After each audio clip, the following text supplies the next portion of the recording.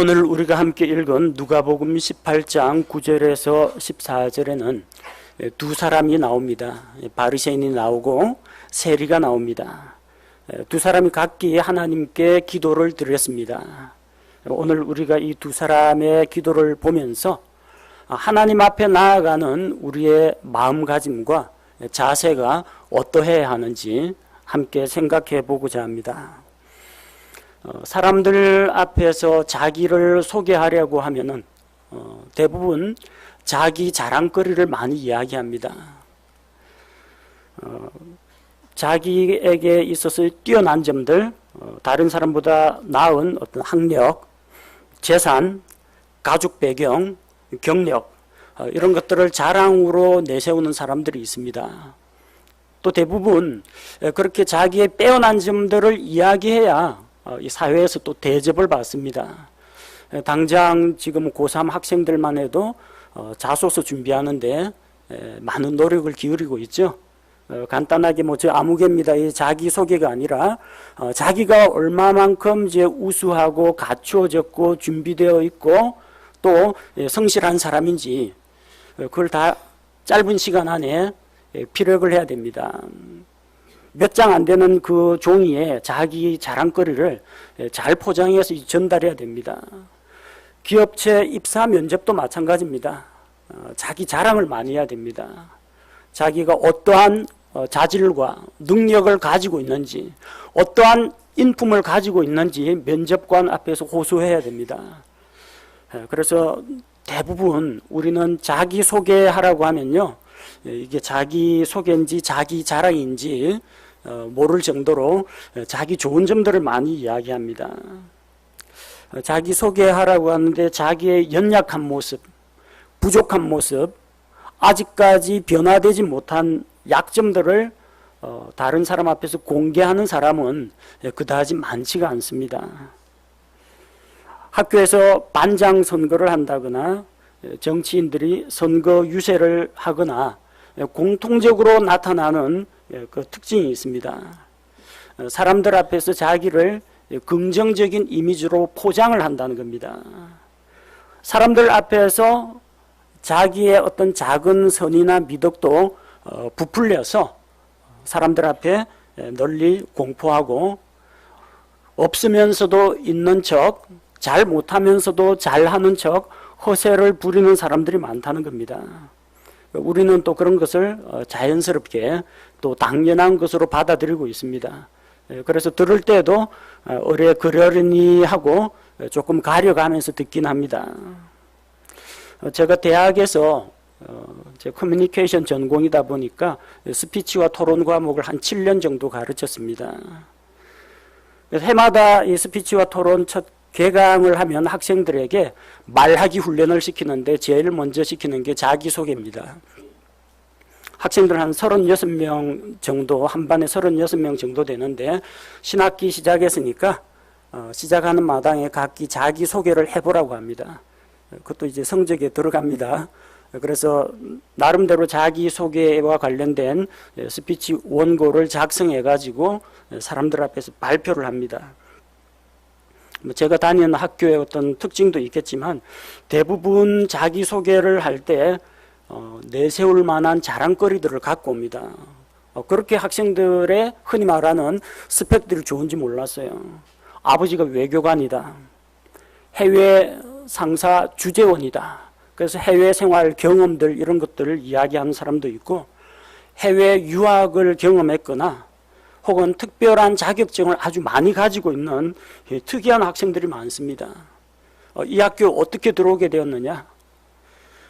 이 학교 들어오게 된 것도 어떤 전국 대회의 수상 경력들이라든지 화려한 어떤 실적들을 가지고 들어온 학생들이 상당히 많았습니다. 그래서 그런 스피치만 듣다 보면 이제 금방 질립니다. 또 이번에는 또 누가 나와서 무슨 자랑을 늘어놓나. 자랑을 들을 때는 와 하고 입이 벌어질 정도인데 듣고 나면 기억에 나는 사람은 별로 없어요. 다 비슷비슷합니다. 자랑거리라는 게.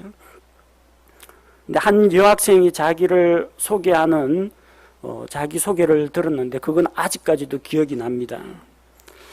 한 여학생이 나와가지고 마이크 쓰라고 했는데 마이크를 썼는데도 목소리가 너무 작아요. 그래서 발성해서 감점을 하려고 딱 이 채점을 하는데 다 듣고 나니까 감점했던 거 다 지웠어요. 그 학생이 목소리가 너무 작아가지고 웅성웅성하던 학생들이 순식간에 조용해졌습니다. 무슨 말 하는지 이제 들어야 하니까. 자기는 어릴 때 이 인후부의 질병을 앓았다고 합니다. 그리고 이게 귀에까지 이제 전이가 돼가지고 목소리도 크게 내지를 못하고 이 청력이 손상이 돼가지고 잘 듣지를 못한다고 합니다. 또 잘 듣지 못하면 말을 자신 있게 잘 못합니다. 다른 사람이 뭐라고 했는데 빨리 반응을 해야 되는데 말을 우물쭈물하고 잘 못하다 보니까 말하는 거하고 듣는 거하고 관련이 있습니다. 목소리도 약하고 작고 청력도 손상이 돼가지고 귀를 기울여야만 신경을 바짝 써야만 겨우 알아듣는다고 합니다. 그래서 어릴 때부터 친구가 없었다고 합니다. 재밌게 수다 떨고 고함도 지르고 막 장난도 치고 해야 되는데 상호작용이 빨리빨리 안 되니까 말을 걸어오는데 무슨 말인지 한참 귀 기울여가지고 생각을 해야 되니까 친구들한테 따돌림 당한 겁니다. 친구가 없으니까 책하고 친구가 됐습니다. 책을 아주 많이 읽었더라고요. 지금도 한 달에 책을 10권씩 읽는다고 합니다. 책을 많이 읽다 보니까 생각이 깊어졌습니다.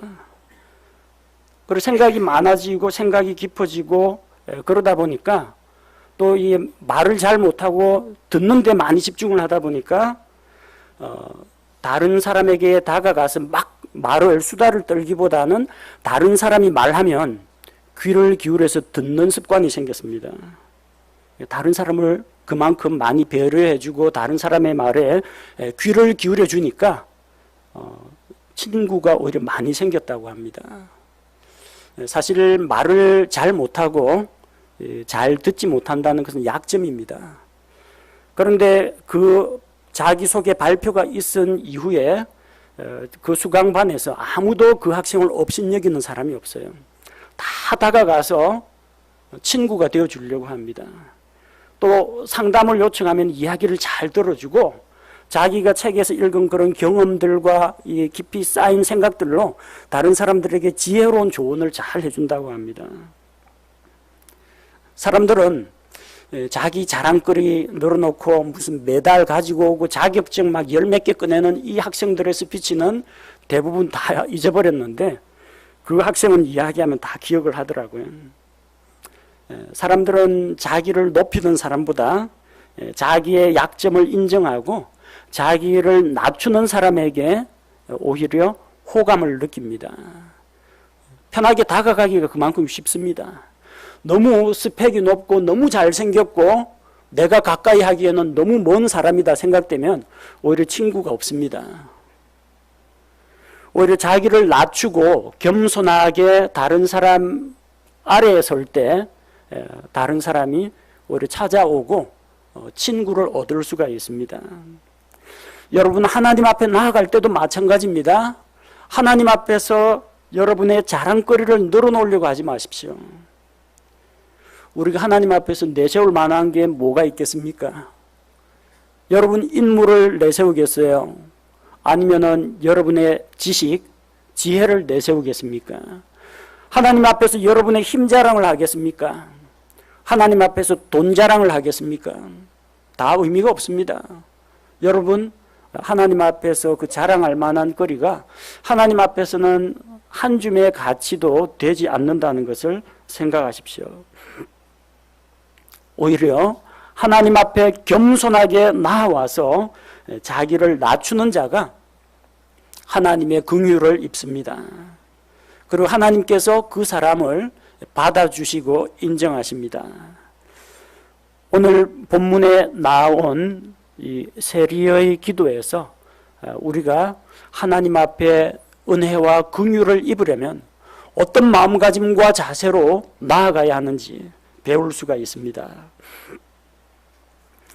예수님께서 무리에게 이 두 사람의 바리새인과 세리의 기도를 비유로 말씀하셨습니다. 9절에 보니까 어떤 자들에게 이 비유를 말씀하시되, 자, 이것은 비유입니다. 여기에 등장하는 바리새인과 세리는 비유에 등장하는 가상의 인물입니다. 여기 세리가 뭐 야곱인지 세리 이름이 뭐 나사로인지 도대체 누군지, 바리새인은 이름이 어떻게 되는지 전혀 기록이 나와 있지 않습니다. 누구라도 될 수 있습니다. 바리새인처럼 기도하는 어떤 아무개도 될 수가 있고요, 세리처럼 기도하는 어떤 아무개도 될 수가 있습니다. 우리가 이제 이 바리새인이 될지 세리가 될지, 비유에 등장하는 두 인물 중에서 누가 될지는 결국 우리 자신의 선택에 달려 있습니다. 성경은 그들의 신분과 직업에 대해서만 언급하고 있습니다. 그들이 누구였는지는 우리는 알 수가 없습니다. 그렇게 예수님께서 이걸 폭넓게 열어놓으신 이유는 우리 중 어느 누구도 바리새인 같은 행실을 할 수가 있고, 우리 중 그 어떤 사람이라도 세리의 기도를 본받을 수 있도록 길을 열어놓으셨기 때문입니다. 그래서 예수님께서 이게 바리새인 아무개 공격하려고 이 비유를 사용하신 게 아닙니다. 또 어떤 세리 아무개를 띄워주기 위해서 이 비유를 기록하신 게 아닙니다. 예수님께서 비유로 말씀하신 이유는 사람들이 하늘에 속한 진리를 좀 더 쉽게 이해하도록 하기 위해서입니다. 누구에게 이 비유를 말씀하셨습니까? 9절에서 그분께서 누구에게요? 자기가 의롭다고 스스로 믿고 다른 사람들을 멸시하는 어떤 자들에게 이 비유를 말씀하셨습니다. 자기는 거룩하다고 여기고 다른 사람들을 무시하고 멸시하는 자들에게 이 비유를 말씀하셨습니다. 비유 가운데 두 사람이 등장하고 있습니다. 한 사람은 바리새인입니다. 바리새인이라는 것은 어떤 인종이나 어떤 직업을 말하는 게 아니라 종교 분파를 이야기합니다. 바리새파 사람이란 이야기입니다. 이스라엘의 그 종교 분파들 가운데 이제 페리사이, 바리새파라는 사람들이 있는데, 이 사람들은 이스라엘이 바빌론 포로 생활에서 돌아온 이후에 그 당시 이제 경건주의자들이 있었습니다. 바빌론의 포로로 있을 때는 성전이 없습니다. 성전을 세울 수가 없어요. 예루살렘 그곳 이외에는 하나님께서 자기 이름을 두려고 정하신 곳이 없었기 때문에 바빌론, 페르시아 그 당시에는 성전 예배를 드리지 못했습니다. 예루살렘에 가야만 예배를 드릴 수 있습니다. 예루살렘 가면 폐허가 되어 있습니다. 그 예배 못 드리는 거죠. 어떤 식으로 신앙생활을 했느냐? 시나고그라고 하는 회당에서 말씀 강론하면서 신앙생활을 했습니다. 서기관들, 그리고 서기관들이 율법의 말씀을 필사해서 보존하고 회당에서 낭독하고 하면 그 말씀을 가지고 신앙생활을 했습니다. 희생 헌물을 가지고 하나님 앞에 나아가지 못했습니다. 그런데 이제 바빌론 포로 생활 끝나고 팔레스틴 땅으로 돌아와서 스룹바벨 성전을 다시 재건을 했습니다. 하나님 앞에 성전을 새로 지었습니다. 성전을 중심으로 예배가 회복이 되었어요. 자, 그런데 이 성전과 제사장 제도가 부패하고 타락하기 시작했습니다. 이방 민족들 침입을 받으면서 이스라엘이 이방 민족의 압제하에 놓이게 됐습니다. 그리스의 지배, 그리스의 뒤를 이은 그 주변의 열강들의 압제 가운데 있었습니다. 그래서 들어와 가지고 거기서 이방의 통치자가 대제사장을 폐위시키고 자기에게 충성하고 또 자기에게 뇌물을 많이 갖다 바치는 사람에게 대제사장 자리를 팔았습니다. 성직 매매가 이루어진 거예요. 대제사장 한 번 되려면 돈을 엄청 쏟아붓습니다. 본전 뽑아야죠. 본전 뽑으면 어떻게 하느냐? 성전 안에서 물건 파는 상인들한테 자리세 받고 성전 안에서 상거래를 허용을 해줍니다. 그리고 성전의 백성들이 가지고 오는 것들을 이제 자기들이 착취합니다. 그 제사장 제도와 성전 예배가 부패하기 시작했습니다. 여기에 반기를 들고 일어난 사람들이 바리새파 사람들입니다. 원래 취지는 나쁜 사람들이 아닙니다. 바리새파가 세속에 물들지 않고 그리고 신앙적으로 종교적으로 타락하지 않고 신앙의 순수성을 지키고자 하는 분리주의자, 경건주의자입니다.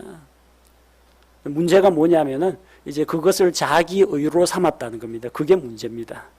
하나님 앞에서 거룩하게 살겠다. 말씀 중심으로 살겠다. 율법을 지키겠다. 그건 잘못된 게 없습니다. 근데 그게 자기 의가 되어버린 거예요.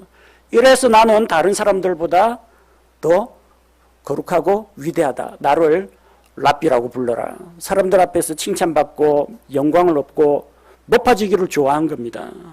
그게 문제입니다.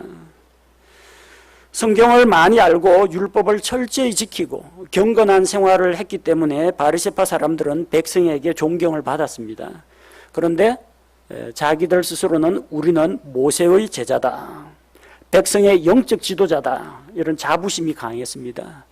그들의 거짓 경건과 사람들 앞에서 잘난 척하는 이런 위선 때문에 예수님에게 책망을 많이 들었습니다.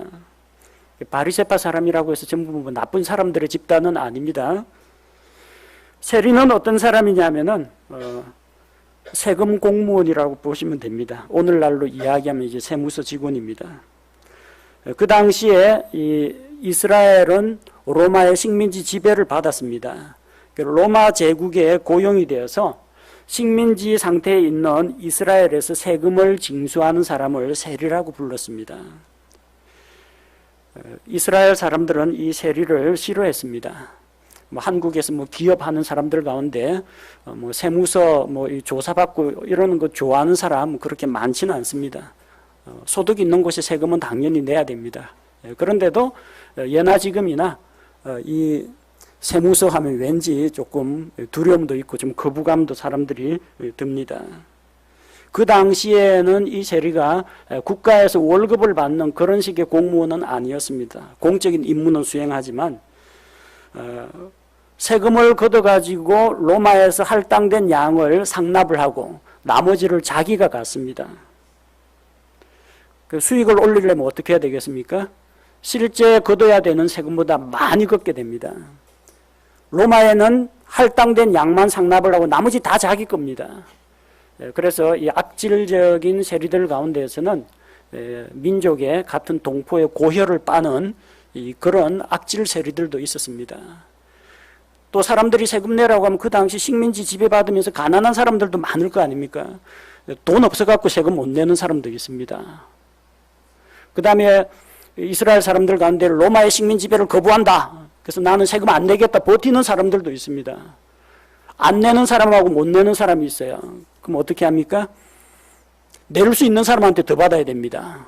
자기 실적을 채우려면. 안 내는 사람, 못 내는 사람 목까지 낼 수 있는 사람에게 올려받습니다. 거기다가 자기 목도 챙겨야 되기 때문에 더 올려받습니다. 누가 좋아하겠어요? 실제보다 올려받고 과도하게 세금을 징수하는 세금 징수원을 그 당시는 유대인들은 좋아하지 않았습니다. 민족의 반역자, 동족을 착취하는 자, 그런 식으로 생각했습니다. 바리새인, 세리, 서로 다른 부류의 사람들입니다. 겉으로 보기에는 바리새인은 성경을 많이 알고 백성들의 신망과 존경을 받는 사람입니다. 세리는 겉으로 보기에는 그 직업 때문에 민족의 반역자로 낙인이 찍힌 사람입니다. 그 두 사람이 예수님의 비유에 등장하고 있습니다. 자, 그렇게 이제 신분과 직업이 다르다는 점을 빼면은 두 사람은 같은 점이 많습니다. 두 사람 다 이스라엘 사람입니다. 바리새인도 이스라엘 유대인입니다. 세리도 로마에서 파견된 관리가 아니라 이스라엘 사람들 가운데 뽑습니다. 둘 다 이스라엘 사람이에요. 둘 다 하나님의 통치를 믿는 하나님의 백성입니다. 두 사람 모두 성전에 올라갔습니다. 아니, 누구는 성전에 올라가고 누구는 예배 빼먹고 저기 놀러가고 그런 거 아닙니다. 둘 다 성전에 올라갔습니다. 두 사람은 모두 하나님께 기도했습니다. 바리새인과 세리는 서로 다른 신분, 서로 다른 사회적 지위를 가졌지만 그들은 모두 하나님 앞에서 죄인입니다. 두 사람 다 하나님의 은혜와 긍휼이 필요한 사람들입니다. 자, 그런데 이 두 사람은 각기 다른 태도로 하나님 앞에 나아갔습니다. 각기 다른 기도를 드렸습니다. 뭐 사람마다 기도하는 건 다를 수가 있죠. 어쩌겠습니까? 사람마다 필요가 다르고 사람마다 영적 수준이 다르니까 기도 내용은 얼마든지 달라질 수가 있습니다. 바리새인에게 필요한 기도 제목이 있을 테고 세리에게 자기에게 필요한 기도 제목이 따로 있을 겁니다. 기도 내용이 차이가 나는 것은 어쩔 수 없습니다. 여러분 우리 성도들 가운데에서 한번 기도 제목 내보라고 하면은 기도 제목이 완전히 똑같은 사람은 아예 없을 겁니다. 두 사람의 기도 내용은 차이가 있을 수 있습니다. 문제는 기도하는 마음가짐과 기도하는 태도를 예수님께서 지적하신 겁니다. 11절과 12절에는 바리새인의 기도가 나옵니다. 자, 바리새인은 어떻게 기도했습니까? 11절에 보니까 바리새인은 서서 자기 홀로 기도했습니다. 비유를 보니까 바리새인과 세리가 같이 성전에 올라간 모양입니다. 바리새인도 압니다. 저 세리라는 거 압니다. 그러니까 기도에 이 세리와도 같지 아니함을 그러죠. 그 사람은 세리라는 거 알고 있습니다. 그게 못마땅한 겁니다. 나같이 거룩하고 경건한 사람이 성전에 올라가야 되는데 왜 하필 내가 기도하는 시간에 저 사람이 따라와가지고. 그는 자기 주변에 세리가 있다는 것을 알았습니다. 알아보았습니다. 근데 그게 못마땅했습니다. 같이 안 있으려고 합니다. 서서 자기 홀로. 같이 왔으면 좀 나란히 기도해도 뭐 별 문제 없을 텐데 자기 홀로. 나는 그대보다 거룩해. 너는 내게 가까이 오지 마라. 고상한 척하면서 자기만 따로 기도한 겁니다. 우리도 얼마든지 홀로 기도할 수 있습니다. 꼭 다른 사람하고 바짝 붙어가지고 기도하라는 이야기 아닙니다. 기도할 때 기도하는 내용이 개인의 어떤 사생활이라든지 죄에 대한 고백이라든지 아니면 어떤 다른 사람에 대한 어떤 언급이 나올 때 목소리 좀 죽이거나 아니면 다른 데 한적한 곳에 가서 기도해도 됩니다. 또 자기가 기도하는 것이 다른 사람에게 신경 쓰이거나 방해가 될 것 같으면 멀찍이 떨어져서 기도해도 상관없습니다. 그게 다른 사람을 배려하는 겁니다. 우리 수요일 저녁에 성경 강론 마치고 나면은 제각기 기도를 합니다. 뭐 크게 소리를 내지는 않지만 뭐 중얼중얼 기도를 하는데 혹시라도 개인의 신상에 대한 것이라든지 다른 사람 앞에 공개하기 부끄러운 내용일 때는 굳이 뭐 정확하게 발음 안 되고 중얼거리면서 기도할 수도 있습니다. 어떤 분은 강론 끝나고 나면 한적한 구석으로 가서 자리 잡고 조용히 기도하시는 분도 있습니다. 그거 괜찮습니다. 왜냐하면 다른 사람에게 방해가 되지 않도록 자기 개인이 기도에 집중하도록 하기 위해서 홀로 기도하는 겁니다. 이거는 괜찮습니다. 근데 바리새인은 왜 홀로 기도했습니까? 세리는 싫다는 겁니다. 가까이 오지 말라는 겁니다. 여러분 기도할 때 다른 사람에 대해서 어떤 마음가짐, 어떤 태도를 가지고 있습니까? 혹시라도 바리새인과 같이 삐뚤어진 마음 가지고 있지는 않습니까? 우리 예배 드릴 때 한 번 여기 앉으신 분들요, 이거 1년, 2년 지나도 자리 좀처럼 바뀌지 않습니다. 바뀌지 않습니다. 한 번 앉은 자리 바꾸는 게 이상하게 좀 쉽지가 않아요. 그런데 가끔은 좀 바꾸고 좀 앉으세요. 가족들은 자주 보지 않습니까? 집에 가면 또 볼 건데. 줄여야 할 만한 좀 부부가 남편은 이쪽, 자매님은 또 저쪽 해가지고 다른 사람하고 좀 교제도 하고 새로운 사람하고 인사도 하고 좀 흩어지셔도 괜찮습니다. 꼭 신혼부부는 예외로 하겠습니다만 어쨌든 좀 흩어져서 기도하고 교제도 나누십시오. 그 가족이 좋아가지고 그렇게 붙어 있는 거는 뭐 별로 뭐 딱히 뭐 반대를 하거나 흩어놓고 싶은 마음은 없습니다. 근데 이상하게 A 형제하고 B 형제가 같이 앉는 거 한 번도 못 본 적이 있어요. C 자매하고 D 자매하고 한 번도 같은 자리에 앉는 걸 못 본 적이 있어요. 항상 떨어져 앉아 있어요. 왜 그렇습니까? 마음속에 벽이 있다는 거예요. 어느 정도의 벽요? 바리새인이 세리대하듯이 서로가 서로에게 그렇게 대하면 안 된다는 거예요.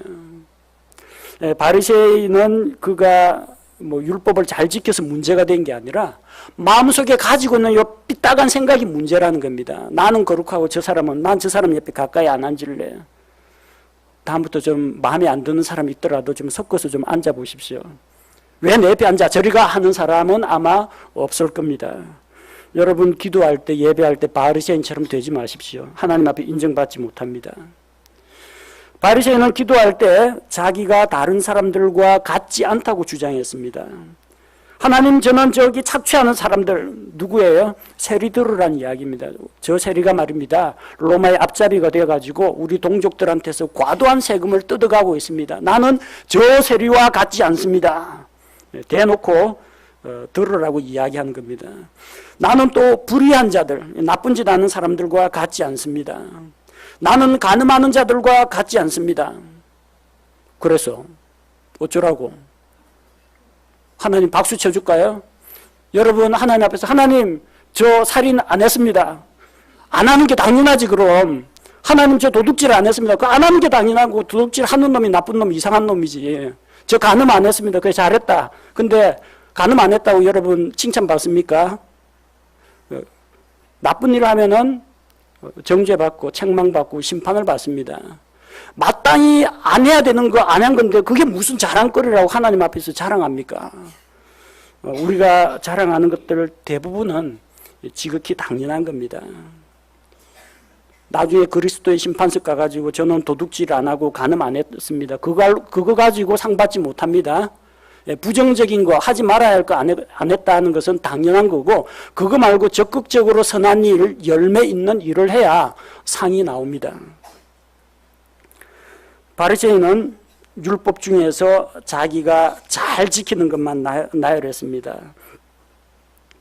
그래서 저는 이런 거 안 했습니다. 저거 안 했습니다. 10계명에서 몇 계명 이거 잘 지켰습니다. 그리고 11조 꼬박꼬박 바칩니다. 금식기도 잘합니다. 잘하는 것만 나열했어요. 잘 못하는 것도 있지 않습니까? 위선, 다른 사람을 멸시하는 마음, 스스로 높다고 생각하는 교만한 마음, 이거는 하나님 앞에서 하나도 자백하지 않았습니다. 이런 삐딱한 마음은 하나님 앞에서 회개하고 털어놓지 않았습니다. 자기 잘난 것만 이야기하는 겁니다. 그리고 아주 노골적으로 이야기합니다.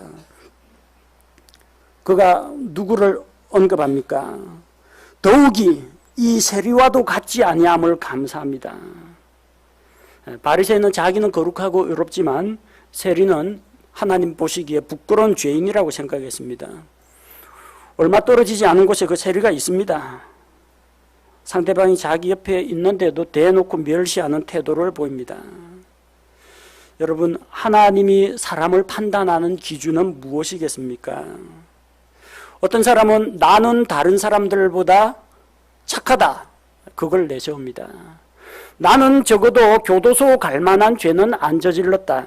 예, 교도소 수감된 죄인보다 조금 착한 겁니다. 그 사람이 절대적으로 의롭고 선하다는 이야기가 아닙니다. 그러나 이런 상대적인 우월함은 하나님 앞에서 우리를 세우지 못합니다. 이런 상대적인 우월감이라든지 상대적인 선으로는 하나님 앞에 인정받을 수가 없습니다. 우리는 사람의 기준이 아니라 하나님의 기준을 통과해야 합니다. 하나님 앞에 다 털어놓고 보면 거룩하신 하나님의 눈앞에서 우리는 다 죄인입니다. 결코 하나님을 만족시킬 수가 없습니다. 하나님의 거룩하심, 하나님의 공의를 누가 만족시킬 수 있습니까? 죄 없으신 예수 그리스도 이외에는 하나님 앞에서 만족시킬 수 있는 존재가 없습니다. 우리의 선행, 우리의 노력, 구제 이런 것들, 도덕적인 수양, 인격 훈련 그 어느 것도 하나님의 기준을 만족시키지 못합니다. 우린 내세울 게 없어요. 하나님을 만족시키려면 어떻게 해야 하느냐? 의로우신 예수님, 그분께서 죄 없이 우리를 위해서 흘려주신 대속의 피를 의지해야 합니다. 오직 예수 그리스도께서 십자가에서 흘리신 그 피만이 하나님의 거룩하심과 하나님의 공의를 만족시킬 수가 있습니다. 자기 자랑으로는 하나님 앞에 의롭다고 인정받지 못합니다. 하나님, 저는 세리와 같지 않습니다. 하나님, 저는 착취하는 자들이 아닙니다. 하나님, 저는 불의를 저지르지 않았습니다. 하나님, 저는 간음 안 했습니다. 이게 자랑거리가 되어서는 안 됩니다. 근데 그걸 자랑만 하고 끝낸 게 아니죠. 끝에 뭐라고 했습니까? 이 세리와도 같지 아니함을 감사하나이다. 감사하나이다. 뭐 감사한다는 데는 뭐 별로 뭐 트집 잡을 만한 게 없습니다. 뭐 감사하겠다는데. 바리새인은 자기가 다른 범법자들이나 세리처럼 되지 않은 것에 대해서 감사했습니다. 근데 이것은 상당히 교묘한 세리를 이제 돌려까기 하는 겁니다. 그리고 은연중에 자기를 높이는 방법입니다. 종교의 형식을 빌어서, 감사라는 형식을 빌어서 거룩함의 탈을 쓴 이기적이고 위선적인 감사입니다. 유대인 남자들은 하나님 앞에서 세 가지를 감사한다고 합니다. 아침에 일어나서 하나님, 저는 이방인이 아니라 약속의 백성인 것을 감사합니다. 하나님, 제가 노예로 태어나지 않고 자유인인 것을 감사합니다. 세 번째는 자매님들 죄송합니다. 제가 그렇다는 게 아니라 유대인들이 그렇다고요. 하나님, 제가 여자로 태어나지 않고 남자로 태어난 것을 감사합니다. 그 이면에 뭐가 깔려 있는지 아십니까? 이방인들을 멸시하는 마음이 깔려 있습니다. 노예 신분에 있는 사람들을 무시하는 마음이 깔려 있습니다. 남자로서 여자를 무시하고 그 위에 올라서려는 교만한 마음이 깔려 있다는 겁니다. 감사합니다. 그러니까 진짜 감사한 것 같죠? 예. 저 사람은 저렇지만 난 안 그렇습니다. 예. 그 의를 내세우는 겁니다. 우리도 정말 기도하다 보면은 아무 생각 없이 이런 기도를 드릴 때가 종종 있습니다. 제가 중학교, 고등학교 다닐 때 종종 이제 그런 기도를 저도 듣고 배워가지고 그런 식으로 기도했습니다. 저 아프리카 난민들은 오늘도 끼니를 잊지 못해 굶어 죽어가고 있는데 이렇게 좋은 음식을 주셔서 감사합니다. 상대적인 감사입니다. 나는 세리보다는 착합니다. 상대적인 자기의입니다. 가만히 생각해 보니까 하나님께서 나에게 필요한 음식을 공급해 주셔서 감사한 것인지 내가 아프리카 기아 난민이 되지 않은 것에 대해서 감사한 건지 생각해 보니까 이게 헷갈리더라고요. 그럼 만약에 아프리카 난민이 굶어 죽지 않으면은 내가 밥 먹는 거는 감사 안 한 겁니까? 감사치 않은 겁니까? 내가 무엇을 감사하고 있는가? 남들보다 조금 나은 형편에 대해서 감사하고 있는가? 하나님께서 나를 배려하시고 공급하시고 채워주시는 것에 대해서 하나님으로 인해서 감사하고 있는가? 다른 사람보다 나은 조건을 놓고 감사하는가? 하나님의 선하심과 그분의 공급하심에 대해서 감사하는가? 반성이 되었습니다. 종종 강단에서 이제 그런 식으로 말씀이 선포됩니다. 세월호 참사 일어나고 강원도 산불 그리고 대규모 교통사고 하나님 하루 종일 이 세상에서 수많은 사건 사고 범죄 피해가 발생하는데 제가 그 희생자가 되지 않아서 감사합니다. 이것은 피해자들의 아픔에 대해서 안타까워하고 동정하는 마음이 아닙니다. 저 사람은 저렇게 당했지만 나는 안 그랬다. 거기에서 오는 안도감입니다. 하나님의 보호에 감사하는 것은 필요합니다. 그런데 그걸 꼭 남의 불행을 딛고 일어서서 감사해야 되겠습니까? 누가 이런 식의 기도에 아멘하겠습니까? 남의 불행이 없으면 나의 행복도 없는 겁니까? 다른 사람이 불행한 일 당하지 않았으면은, 다른 사람이 질병에 걸리지 않으면은, 다른 사람이 밥을 굶지 않으면은, 다른 사람이 사고 만나지 않으면 그럼 난 감사할 게 하나도 없습니까? 그런 감사가 되어서는 곤란하다는 겁니다. 바리새인은 하나님 앞에 감사할 일이 많습니다. 하나님, 이 율법의 말씀을 오늘까지 보존해 주셔서 제가 읽고 연구하고 사람들과 함께 나누게 해주셔서 감사합니다. 좋은 것들도 많이 있잖아요. 근데 저는 바리새인인데 저 세리와 같지 않게 된 것을 감사합니다. 나는 누구처럼 불의한 일을 저지르거나 착취하는 자가 되지 않은 것을 감사합니다. 나는 다른 사람보다 낫습니다. 이런 식의 감사는 위선적인 감사라는 겁니다. 12절에 보니까 또 자랑거리가 하나 더 있습니다. 나는 일주일에 2번 금식하고 내 모든 소유의 11조를 하나님께 드립니다.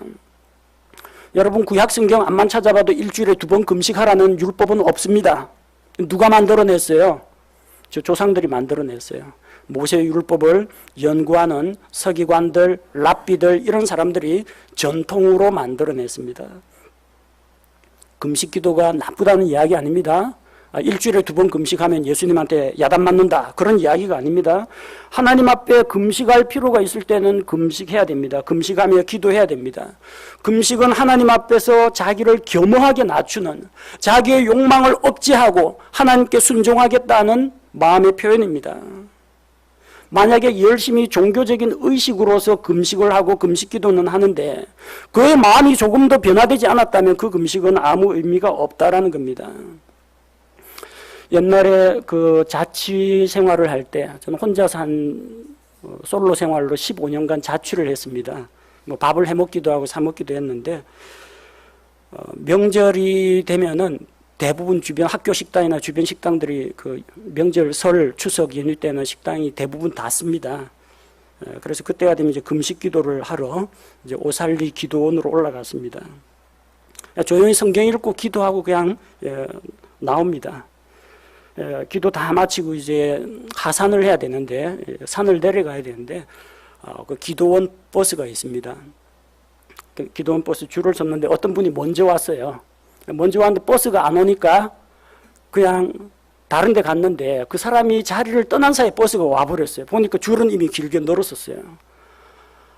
앞쪽 끼어달려고 하니까 늦게 왔으면 뒤로 가세요 하는데 내가 먼저 왔다고 본 사람도 있다고 바락바락 소리를 지르는데 기도원 버스 기사가 저기 아주머니 뭐 집사님이 권사님인지 어쨌든 좀 물러나시고 줄 선 분 먼저 태우고 자리가 있으면 태워드립니다 해가지고 어쨌든 뭐 보는 눈이 있어가지고 했는데 자리가 있을 리가 없죠. 줄이 길게 늘어서 다음 버스까지 기다려드릴 판인데 그러니까 그 자기보다 먼저 탄 사람하고 그 버스 기사에게 쌍욕을 해대는데 설교 시간에 욕은 하면 안 되겠죠. 그래서 뭐 개의 아기 이야기도 나오고 뭐 18가지 빛깔의 깃발 이야기도 나오고 어쨌든 현란한 욕들이 다 나와요.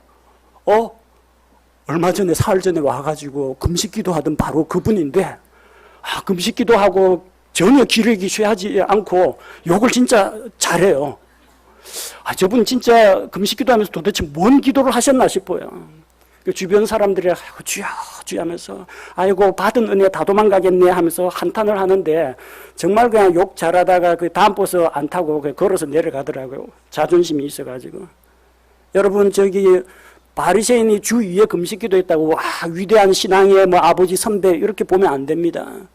금식기도만 하면 뭐합니까? 삶이 변화가 안 되는데 성경을 많이 알고 예배 열심히 드리고 기도 생활도 열심히 하고 헌신적으로 막 일을 하는데 인격이 변화가 안 되면 어떡합니까? 결코 하나님 앞에 인정받지 못합니다.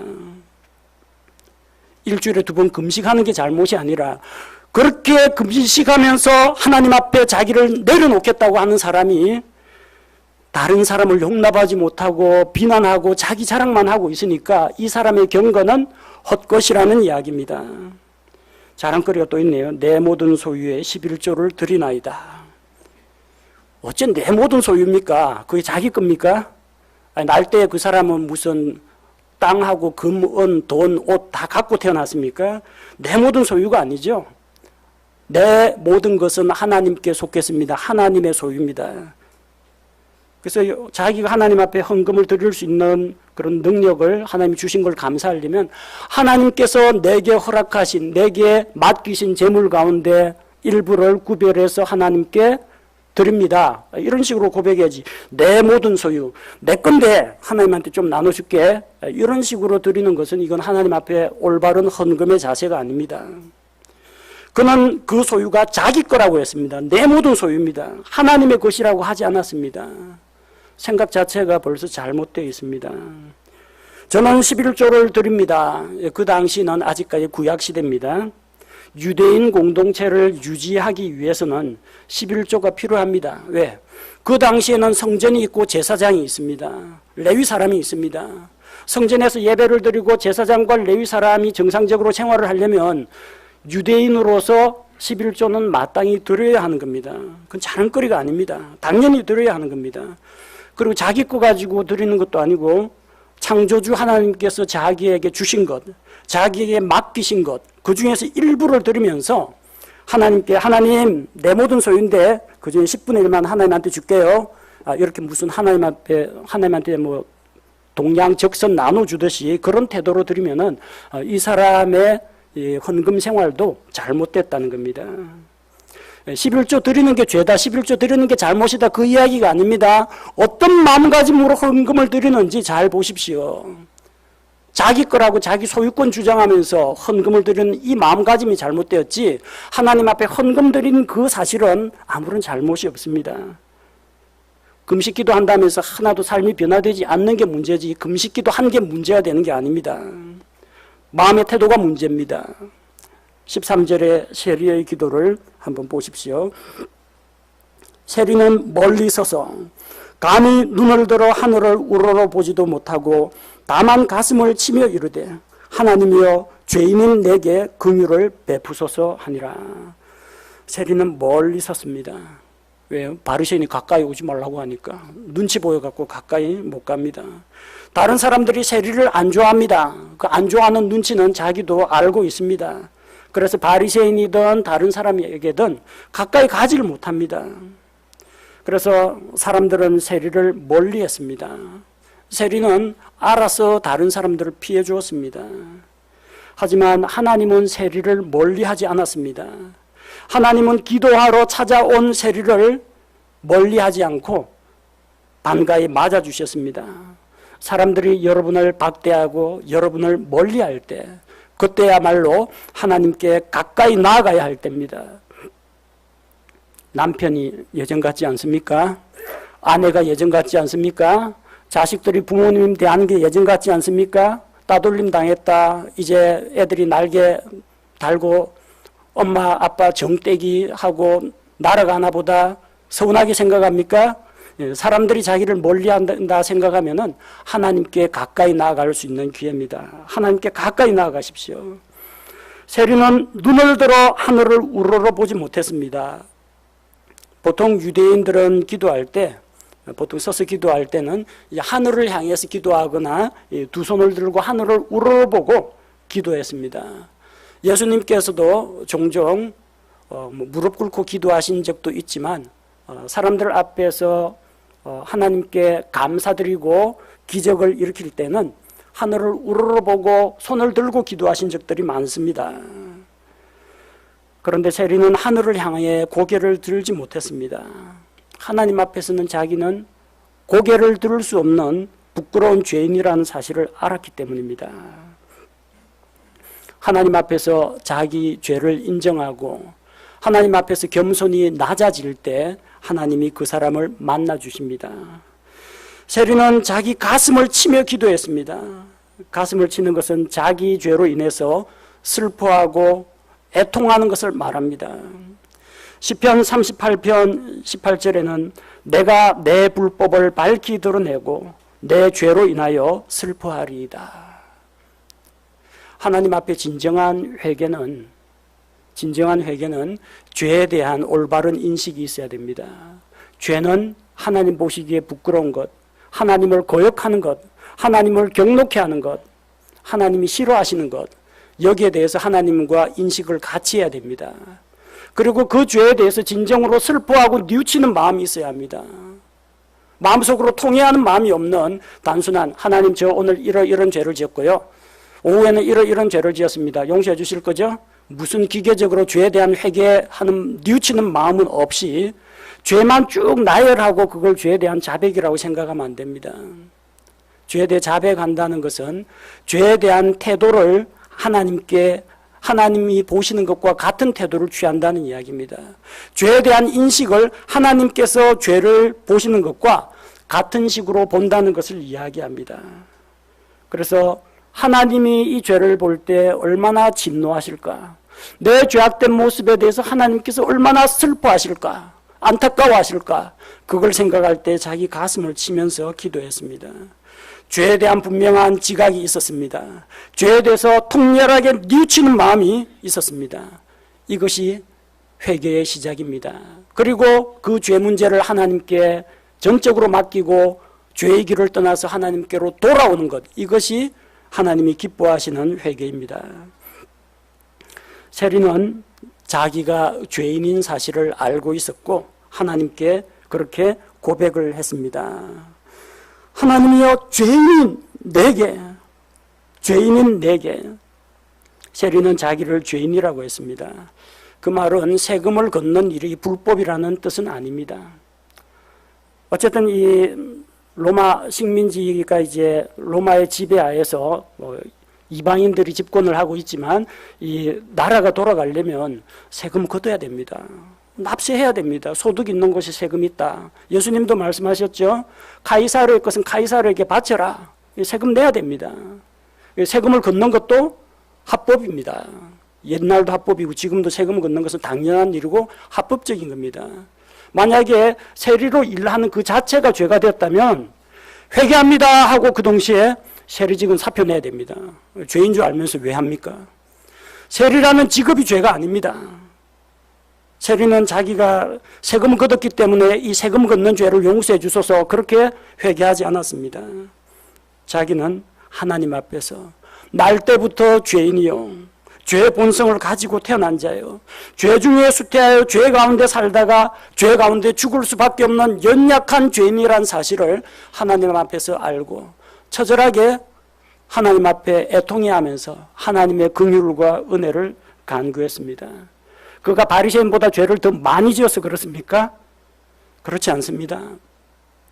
큰 죄, 작은 죄, 많은 죄, 적은 죄 가릴 거 없이 죄는 죄입니다. 한 가지 죄를 짓든지 100가지 죄를 짓든지 하나님 앞에서 다 똑같은 죄인입니다. 우리는 한 가지 죄 지은 사람이 10가지 죄 지은 사람보다 선하다고 믿지만 하나님 보시기에는 다 거기서 거기입니다. 도토리 키재기에 불과합니다. 바리새인에게도 하나님의 긍휼이 필요합니다. 세리에게도 긍휼이 필요합니다.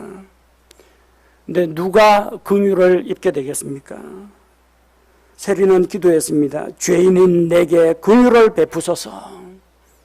바리새인의 기도 들어보니까 하나님이 별 필요가 없는 것 같습니다. 하나님 없이도 잘 먹고 잘 사네요.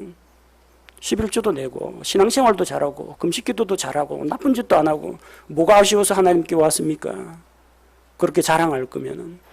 여러분, 예배당에 출석하는 사람은 많습니다. 근데 그 가운데 정말로 구원받은 사람은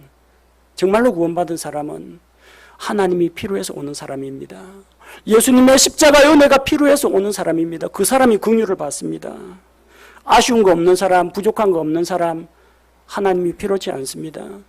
여러분, 솔직히 누가 병원에 갑니까? 아픈 사람이 가죠. 근데 아파도 안 가는 사람이 있습니다. 의사 양반, 자네보다 내가 더 튼튼해. 그렇게 고집 피우는 할아버지는 병원 안 갑니다. 아프고 고생하고 그러다가 세상 떠나시게 됩니다. 안타까운 일입니다. 어디가 아프면 아프다고 의사 앞에서 이야기를 해야 진찰받고 처방을 받을 거 아닙니까? 근데 자기가 환자가 아니라고 생각하는 사람은 병원 안 갑니다. 진료 안 받습니다.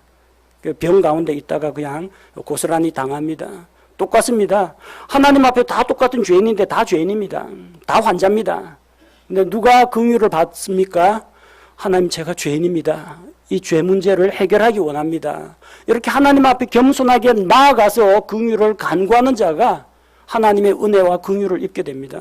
나 죄인 아닌데요. 나 잘못한 거 없는데요. 그 사람에게는 구원자가 필요하지 않습니다. 내게 긍휼을 베푸소서. 긍휼이 필요한 죄인입니다. 하나님께 세리는 긍휼을 요구했습니다.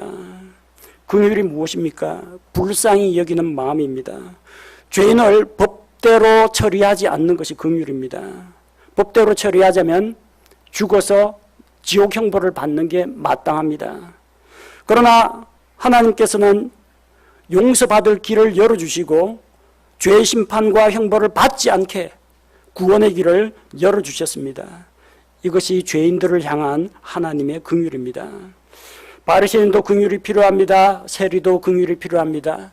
오늘을 살아가고 있는 우리 형제 자매들에게도, 우리 성도들에게도 똑같이 하나님의 긍휼이 필요합니다. 하나님의 긍휼에서 하나님의 용서하심이 나옵니다. 시편 130편 3절과 4절에서 오 주여, 곧 주께서 불법들을 지켜보실진데 누가 능히 서리이까?